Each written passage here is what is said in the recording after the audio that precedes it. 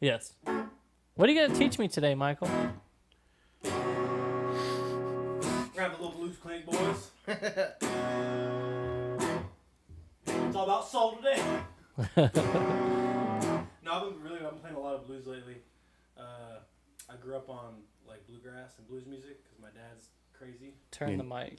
My dad's a crazy redneck. There you go. So a lot of country, a lot of blues, a lot of bluegrass. My grandpa was like, he'd watch the Grand Ole Opry every day. I didn't know it came on every single day, but he watched it every single day somehow. But yeah, it's a lot of that. So it's a lot of picking. My grandma told me when I was little that she always liked it when I made the guitar talk. So I kind of took it from there and just tried to make the damn thing talk as much as I could. And the Stratocaster is the best thing to do that on, because literally it all comes down to like even how you hold a Stratocaster and how you play them all comes into factor. The wood, everything is factors in on a Strat. Like an Ibanez and all those other guitars that are, you got your, other pickups on them. They're not the same as a Stratocaster. They play, but they all play almost the same. Mm-hmm. Stratocasters, when you play a Strat, you got a Strat. Oh yeah, I got a beauty. Every single one's a little different. They're all they're all little. They're all set up a little different. It's all how you play them, how you attack the string, how you strike it, and everything. Stratocaster is a beautiful thing. So if you're gonna play blues, a Stratocaster is definitely the tool for that. Definitely. Of course, I got a compliment with the nice Fender amp here. I always wanted a Tweed, but instead of going with like the $3,000 Tweed amps, I got this Fender. It's a Champion, but it does all the Tweeds. It does like the Bassman Deluxe. Oh my god, yeah, dude, Tweed amps. Dude. Oh, and it sounds amazing. Like it does the. I don't remember which one that is because there's a whole bunch of different ones on.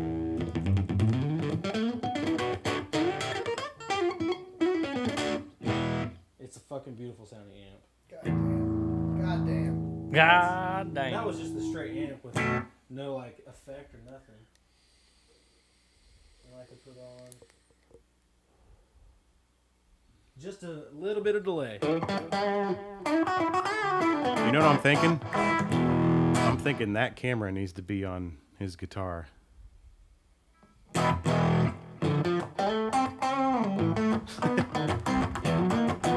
Because right now all we're getting is all we're getting is the body of the guitar. You know what I mean? Set it up. Let's do it. There you go. Perfect.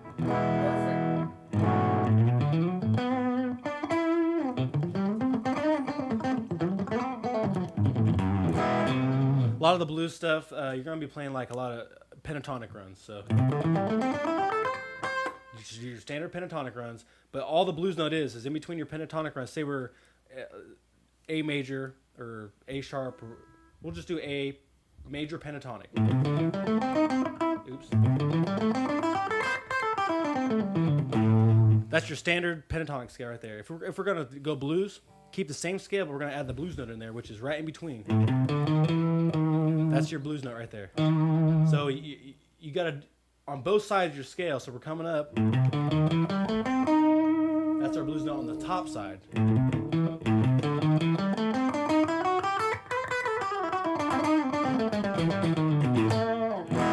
A lot of octave work, not a lot of work in the harmonies.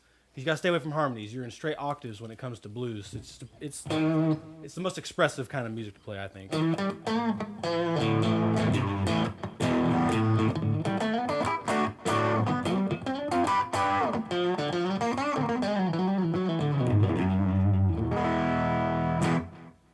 do you guys want me to play? Hang on a sec. Let me get it more focused.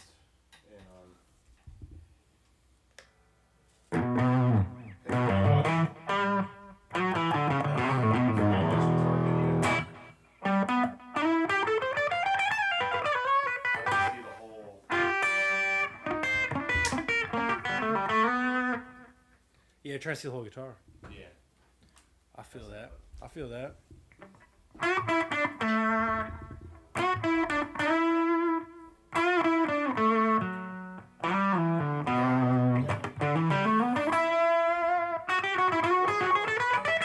Right there? Thank you, sir.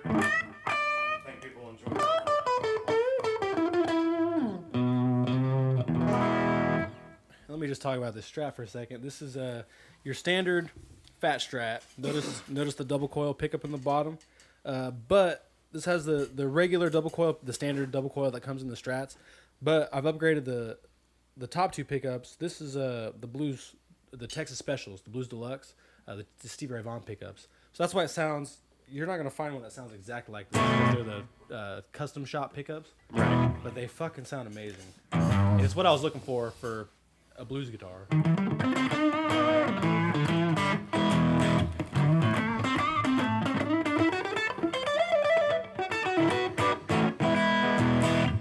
But I'll go ahead and jump over to this song I learned the other day. Literally like 2 days ago, or a week ago, I learned the rest of this song. But it's by a band called Chon, and it's off their new album called Homie. We got a request. Just came out, yeah, it just came out, and you got a request? Yeah. What are their requests? Take a wild guess. Yeah, Freebird? Not doing it. Not doing it. Not doing it. Not doing it. I just saw Leonard Skinner like a week ago, and they played it better than I could ever play it. So. Not quite, but I don't think you're gonna get it. Yeah, it might be too close of a frame. Yeah, that's fine. Is that better? A little better. I just want to get all the. Just want to get up here too. All right, so this is it's this. There's a lot of different things in here. They do economy picking, which is picking with your fingers and your picks at the same time, and there's a lot of like a lot of weird runs and stuff in this song. So this is Sleepy Tea by Chon.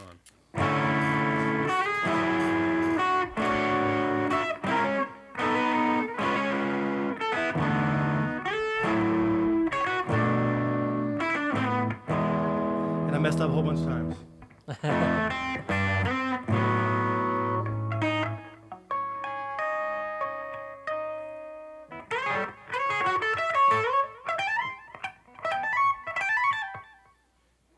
Yeah, I messed up a whole bunch of times. Dude, it's Chon. Let me start that part over.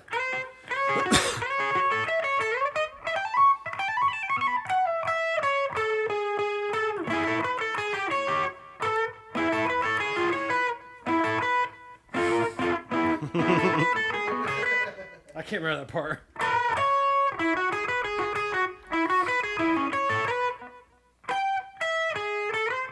Let me just skip to the next part. This is the part I like.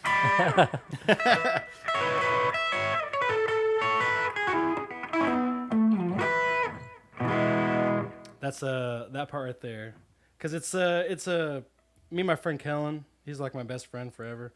Okay. Yeah, Kellen, he's shout out Kellen. he's got like the biggest fingers ever. Go so I was Krallen. always jealous when he could do these Go big Byron. triads and stuff. So I always wanted to learn them. And then this Chon song I had him in there, so it was perfect. So.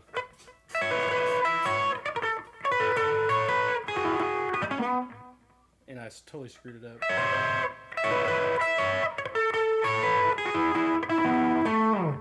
That part right there, and it's super awesome. And then this last part right here was this is from the last part of that Sleepy Tea song. So it goes.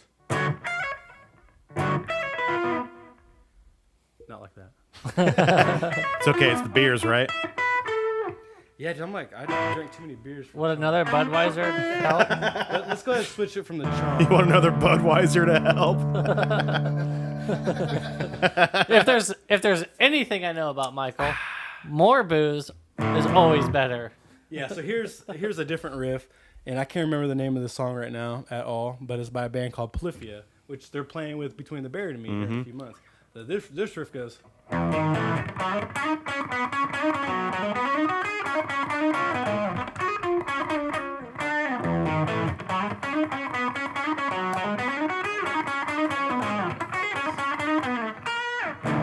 So that riff right there, especially fast, that's got a lot of weird stuff in there. I guess you could call this a triad or an augmented chord. I don't know why. But it starts off with that, and then it goes to the slides. And the Chon, or if you listen to Polyphia, they do all these slides all the time. Oh, yeah. So.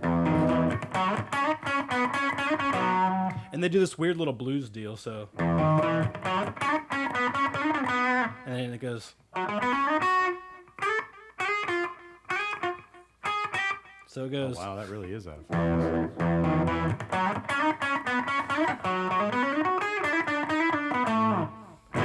So they have these weird chords in there, and I'm a little too intoxicated for guitars. It's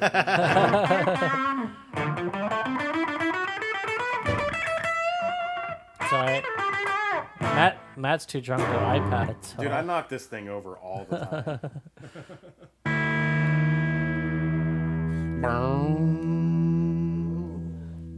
You're like, don't do that. Do you know any Limp Bizkit?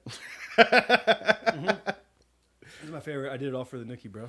Do you know any Limp Bizkit? That's my whole life is for the nookie. No, I had some like faceless and stuff that I was gonna play, but I can't play it on this Stratocaster. And Ibanez is out in the truck, and I'm a little too drunk. Matt, we done fucked up our own interview. We fucked up our interviewee. It happens to the best of us, man. Needs some pizza and beer. I'm there. I'll do some arpeggios though. There you go. Arpeggios are fun if you can learn them, because it takes a special hand for an arpeggio. You gotta be real light-handed. A lot of people want to like try to force it out of the guitar, and they like hold the guitar all awkward, and they try real hard, and they squeeze everything real hard. The lighter and the less muscle you put into everything, the easier you play everything, the easier it's gonna be to play. So the more you really try to play it, the less you're gonna be able to play. If you just let it flow out, it just goes. I don't know. You just got muscle memory is the number one thing. You just got to practice for hours and hours on end. That right there. And then try to play it really fast. And then, when You play it so fast, it sounds like it's delayed. Yeah, and then you just get insane with it. Yeah, and that's it right there. It's all muscle memory. That's all guitar is Yeah. a whole bunch of muscle memory. Whole mess of muscle memory.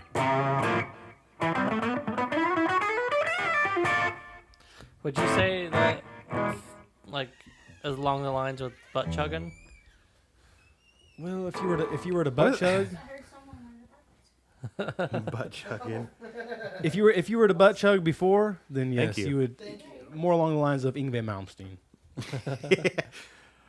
So I need a butt chug tonight. What a nice lady. She just brought us Right? beers. That was awesome. Shout out her band. What? Shout out her band real quick. Sojourner. What's her band? Sojourner. I don't know. I like her though. She's real nice. Yeah. She just brought She's brought us beers. That's super cool.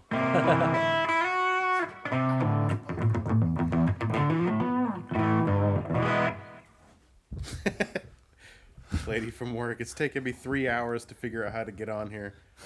I want to hear Matt play. Well, Do it, Matt. too bad. in a second. It'll be here in a little bit.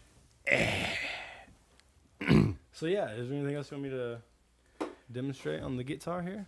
I don't know if you talked about it already, but when I was talking to you about learning sweeping, you said the best ways to look at it in shapes. Yeah. So like, and when you're instead of trying to play like, because a lot of people when they get into arpeggios and stuff like that, they're really intimidated, and they just kind of like they do the same thing. They do the same couple little. The same little things, and they're scared to branch out. But anything could be an arpeggio. It doesn't have to all stay or like arpeggiated notes. When you hit a note on the keyboard and it goes do do do do do do do do do, it just runs through the octaves and a couple harmonies and octaves. You don't have to stick to that. So you can. That was a bad example, but you can sweep anything. So you can Right. you can in any combination you want.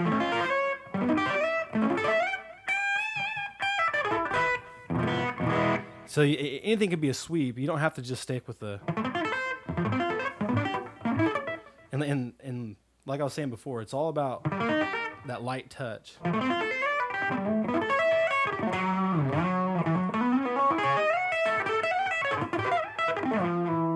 Especially if you're trying to learn like crazy sweeps between the baritone and stuff like that. Oh, yeah. Like when I learned Selkies, that's what really threw me off. That's where I really learned. It's all about The nookie. It's all about the nookie And just like you got to hold the pick like you're trying to drop it, like you're barely even touching Yeah. the damn thing. But when you do, you can play faster. It's counterintuitive and it's weird. But those fast runs and stuff like that, like if you're holding the pick really hard and you're straining your arm, Yeah. you can't play very There's fast. too much resistance. Yeah, there's all that resistance in there, and your Well, arm the doesn't work. looser it is, the faster you can go. It's just Exactly. Stay loose. stay loose. Loosey Stay goosey. loose, my friends. Stay loose, my friends. That was almost spot on.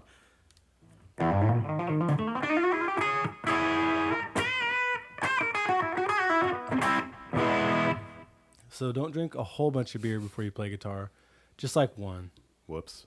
Whoops. That's my fault. I bought 2 cases of Bud Heavy. Oops. Because I had all the stuff I was going to play.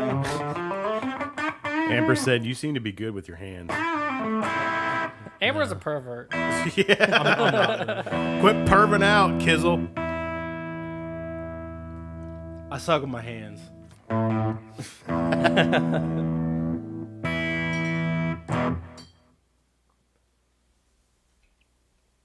Awkward Arpeggios and silence. legato. Legato's the other big one. Playing without a pick. A lot of hammer-ons and pull-offs. Hammer-ons and pull-offs. If you can play without a pick, with no pick at all. It sounded like no pick, did it? But if you can do that and just get that basic concept down, it makes picking so much easier because you don't have to try so hard. Your finger's already there. I already believe there it doing because it. you just put a lot of emphasis on that. Really? I like Yeah, that. So, whoa. I like that, bro.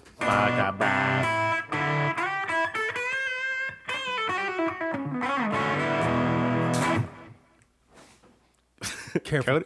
You all right, Code? Care for their There's cavity. so much stuff. Dude, it's like a sea of chords down there from what people So can't bad. see. So bad. That's fucking. So the takeaway from the drunk guitarist is legato and arpeggios. If you want to learn those, you got to stay loose, my friends. Drink less beer. And drink way less beer because it doesn't work. Yeah, that butt wiper gets to you. I know it does. Whoa.